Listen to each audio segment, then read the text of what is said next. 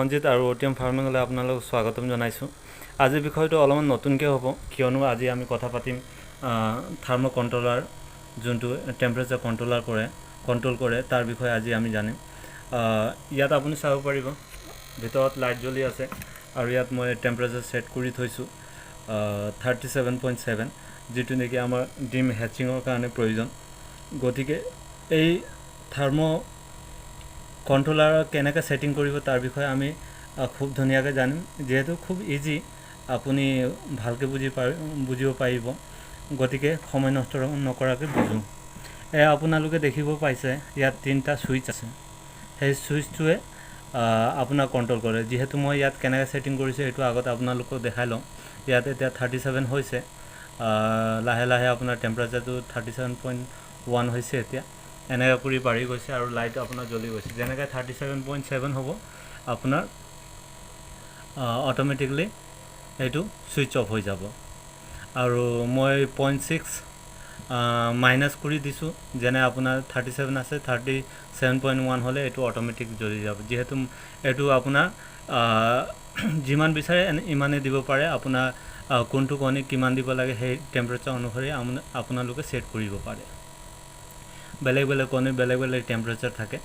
গতিকে আহক জানো। এতিয়া 37.6 হ'ল, এতিয়া 7 হ'ব ধৰিছে। আপোনাৰ এতিয়া চাব 37 হ'লে এইটো আপোনাৰ এইটো বন্ধ হৈ গ'ল। ইয়াত আপোনালোকে চাব 37.7। গতিকে এইটো ছুইচ হ'ল। ইয়াক আপুনি এনেকৈ দবাই ৰাখিলে ইয়াৰ পৰা ছেটিংটো আহিব। এইটো আপোনাৰ CP আছে, এইটো P0 যোনটো আছে, ইয়াত আপোনাৰ দেখিব পাৰিছে নাই, P0 যোনটো আছে, P0টো আপুনি Hত ৰাখি দিব। H মানে হিট আৰু এইটো C মানে চেলচিয়াছ। চেলচিয়াছত নিব, হিটত দিব। হিটত দিলে আপোনাৰ ভাল। একচুৱেলি ডিম হেচিং কৰিবলৈ হিটে ব্যৱহাৰ কৰা হয়। গতিকে ইয়াত আমি জানি লওঁ কি কি থাকে। P1ত আমি দিলোঁ H, তাৰপিছত P1ত দিম আমি 0.67, যিমান আপুনি ভেৰিয়েশ্যন। এইটো P1টো হ'ল আপোনাৰ কিমানত আপোনাৰ তলত আহিলে আপোনাৰ ছুইচটো অন হ'ব। মই 0.6 দিছোঁ। যদি 37.3 হৈ আছে, 37.1 হ'ব, তেতিয়া অট'মেটিকলি অন হৈ যাব। গতিকে জানি লওঁ।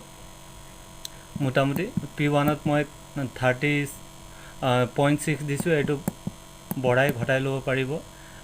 0.6, 0.7, 0.9লৈকে দিব পাৰিব আপোনালোকে এইটো টেম্পাৰেচাৰ অনুসৰি। আৰু P2ত দিছোঁ 40, এইটো লাষ্ট। এইটো আপোনাৰ 44 থাকে, আপুনি এইটো বঢ়াই ল'ব পাৰে। 44, 45 এইটো এনেকৈ কৰি বঢ়াই ল'ব পাৰে। কিন্তু এইটো আপোনালোকে এনেকৈ কৰি 40 থৈ দিলে হ'ল। আৰু P3ত আপোনাৰ 35 হায়েষ্ট আছে, 35তকৈ বেছি নাই। এইটো 35 থৈ দিয়ক। আৰু P4ত আপোনাৰ 0 থৈ দিব, 0.0, ইয়াত একো দিবলৈ দৰকাৰ নাই। আৰু P5ত আপুনি থ'ব 0। আৰু P6 যোনটো হ'ল এইটো আপোনাৰ অনত আপুনি দিব 37। আৰু ভেৰিয়েশ্যন মই দিছোঁ ইয়াত, যোনটো আপুনি P1ত দেখিব 0.6।